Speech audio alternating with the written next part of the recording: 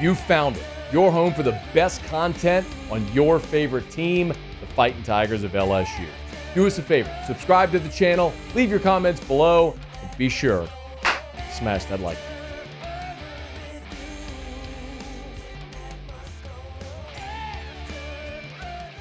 All right, LSU lands another cornerback commit. Tigers on a little bit of a heater right now on the recruiting trail, and for the second time this week, they've nabbed a commitment that was committed to a school in the state of Mississippi. Shea Dixon joins us now, of course, on 3, the Bengal Tiger, as LSU just about a half an hour ago flipped Bernard Causey. Shea's with us now. Shea, we appreciate you, man. How are you? I'm doing well. How are you doing, Matt? Been doing really well. Let's start with talking about Causey and how LSU pulled off this flip. Yeah, he was decommitted from Ole Miss last night and committed to LSU today, so he wasted a little time.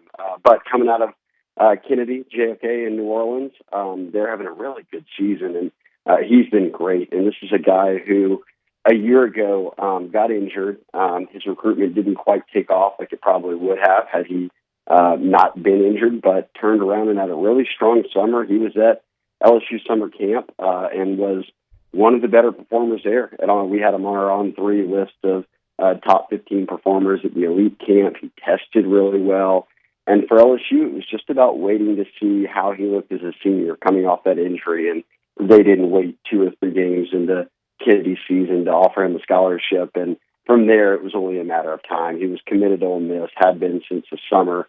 Pete Golding, a Louisiana native, was his lead recruiter as the DC, but Frank Wilson and the staff buckled in and said, hey, look, this is a guy from Louisiana in New Orleans that we feel like can play here and looks the part, and made the offer. And about a month and a half later, they get him flipped or decommitted from Ole Miss. And like I said, didn't even take 24 hours for him to turn around and announce that he is indeed staying home and playing for LSU. So that is 2 corner commits in 48 hours, and that's just what they need when it comes to rebuilding that room. Shea, we'll go to PJ Woodland here in a second, but I want to stay on Causey for one more question. I think that you and I have talked about this, but are we seeing a sort of a shift in the approach that this LSU staff has taken in recruiting kids from Louisiana? And that, I mean, this is a 3-star guy, but he's a kid right down the road. I won't be surprised if he's not a 3-star either when it's all said and done, if he doesn't move up to 4-star range. But yes, I think we are seeing a shift. And with Frank Wilson being on staff, I think that's a big reason for it. He's a guy who understands the value of Louisiana, and people can call it star chasing or however you want to put it, but LSU doesn't have to go all over the country to recruit kids. And look, we'll see what the final rankings look like for each player whenever the dust settles on senior seasons and those come out after the season ends. Like I said, wouldn't be surprised at all if Causey ends up being a 4-star. He's played very well, but they understand that what Brian Kelly said, I'm taking this LSU job because 3 different coaches, Matt, have won national titles here in the span of 20 years. Well, how do you do that? Well, it's got such a fertile recruiting base, and we've got it on our website on 3. It's a really cool. I mean, you can get lost in it almost like a Wikipedia, just keep clicking, but it'll show you NFL draft by state and how guys stand out as 3 stars, 4 stars, 5 stars, all that. And the 2 states who per capita turn out the most blue chip percentage players each year to college that then go on to play in the NFL is Louisiana 1 and then Mississippi 2. So these 2 corners coming from Louisiana and South Mississippi makes a lot of sense, and especially at the athlete position, at wide receiver, corner. You don't have to fly all over the country to get those guys. There's a reason that right now you look at Ole Miss, their best receiver, Trey Harris. He was Malik Davis' quarterback in high school. Like Tulane has a number of standouts on their team that are going to get drafted that, playing in Louisiana. Tyjae Spears is now the backup to Derrick Henry, playing in Louisiana, going to Tulane. I mean, this state offers so much, and a staff that values that is a staff that's going to be in good shape. You get your evals right, you get the right guys in Louisiana, and you're good. And I'll give you the stat. Louisiana averages between 10 and 12 Louisiana natives a year getting drafted that come out of each cycle. So if you're taking 15, 16 guys from Louisiana and you're evaling correctly, you're going to have a pretty good hit rate on guys that both play for you and then get a chance to play on Sundays. He's on Twitter at Shea Dixon, On3, the Bengal Tiger. Let's talk about PJ Woodland, who is the other cornerback commit LSU got this week. Now, he's not a Louisiana kid. He's a Mississippi kid who was committed to Mississippi State. Decommitted, is now in the boat there at LSU. What can you tell us about PJ Woodland? A fellow Hattiesburg native. Like there you myself, go. At least for high school. Shout out. But he went to Oak Grove. I was a Hattiesburg guy. Well, you get all the Calico stuff. Go ahead. Yell out Hattiesburg there, Shea. No, I'm not doing that. And he's from Oak Grove, though. I went to Hattiesburg High. He's a very good player. Oak Grove's a great program there in Hattiesburg in South Mississippi. They turn in a lot of college players. And he was a guy also that was at that elite camp this summer. Worked out with a lot of the guys that are on this cornerback board that ended up being commitments and ends up committed to Mississippi State. Obviously, Ole Miss and State do a really good job of keeping those top Mississippi guys home each year. Decommitted from State, and Matt, a lot of people thought he was immediately about to go to Ole Miss. A lot of the Ole Miss people said, hey, look, Lane Kiffin, Pete Golden, they've been all over him. He's going to end up in the Ole Miss class here shortly. And LSU got him in for the Auburn game, started really pressing, saying, hey, look, we need corners. We need to build from the high school ranks. He really liked LSU more than I think the Ole Miss folks inside realized. And then you go this past weekend, he was supposed to be at Alabama. Alabama invited him in for the Tennessee game. He ends up skipping that, coming back to LSU for the Army game, committed while he was on campus, announced it on Sunday. And like I said, that gives you 2 corner commits. And he's probably a slot field corner, I guess to be very specific about what type of player he is in PJ Woodland. But a guy who's very refined. I mean, you watch his film, he put out some midseason stuff, and he can turn his hips and run. He blankets guys in coverage, and I think has a very high floor in terms of coming in ready to roll, almost like a Ryan Yates, who's a guy right now who, as a true freshman playing safety, was a 4-star, but Toviano, other guys got a bunch of the accolades and recognition.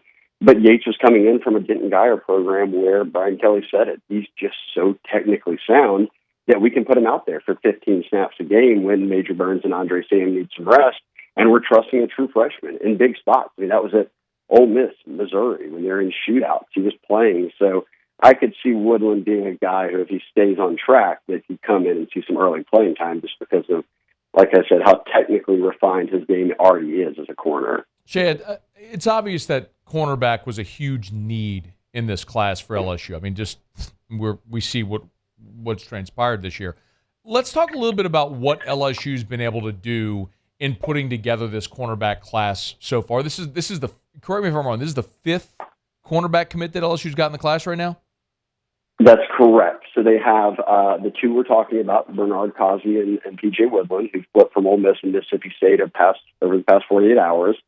They lost a commitment from Andre Evans, 4-star who flipped from LSU to Georgia a week ago. So in that span, not only did they take 1 to fill that spot, but they take 2.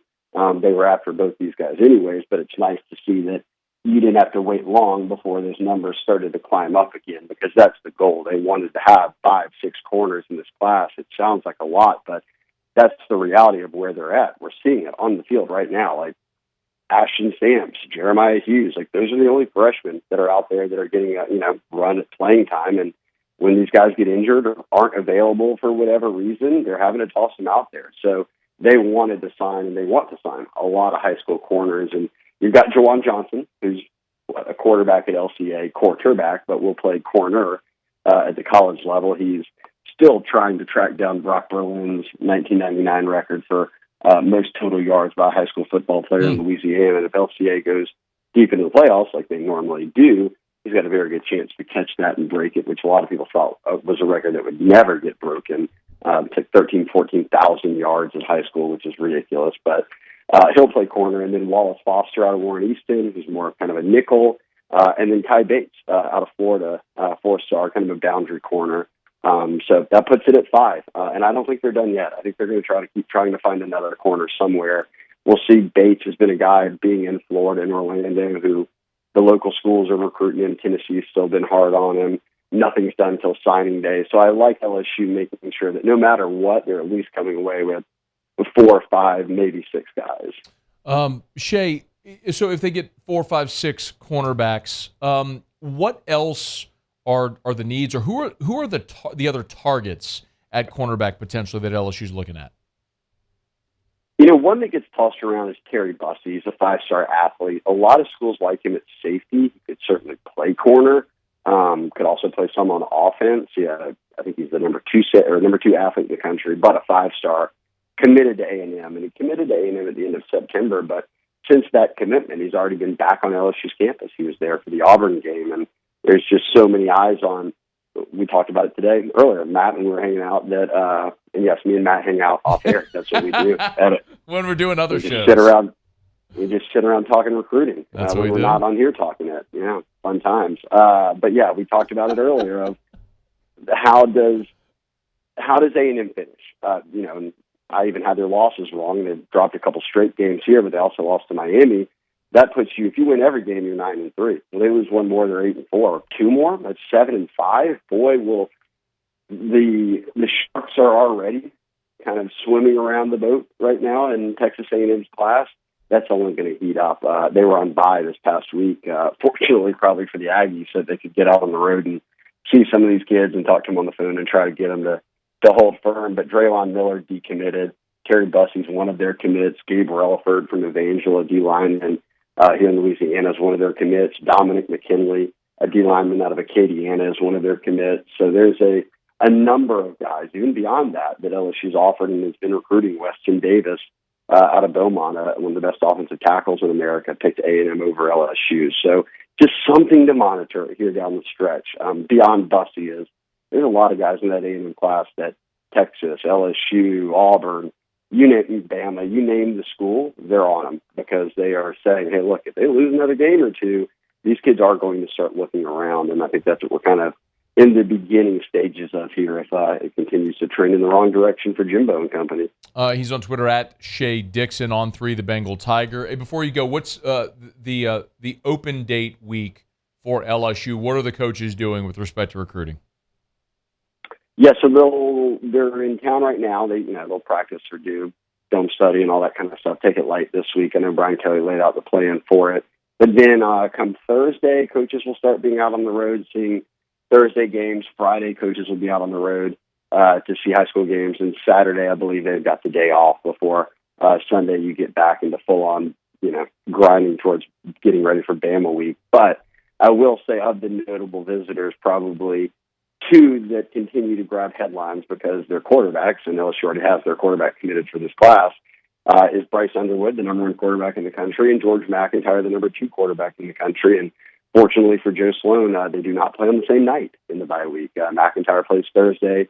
Underwood, the playoffs actually already started in Michigan, so he'll get to go up and see Underwood on Friday. So LSU keeping very active on the recruiting trail and very much in the mix right now for the number 1 and 2 quarterbacks in the country. And I can imagine if you're Joe Sloan and you've got you can run up there and Google it or print off your sheets of paper or whatever you need. But, hey guys, look, number 1 offense in college football, best quarterback in college football. The pitch for that doesn't get much stronger in terms of what they're able to do just 2 years into taking over with Ben Brock as OC and Sloan as quarterback's coach. And we've seen how much Jaden's developed already. I know that both George McIntyre and Underwood have talked about that, seeing kind of the leaps and bounds that he's made as a quarterback and understanding, okay, if I went there, how much my game could grow. So it'll be an exciting couple months here because Underwood's going to announce in January. McIntyre may pop soon after that, and that will very much determine kind of how that class looks for them, at least from the offensive side.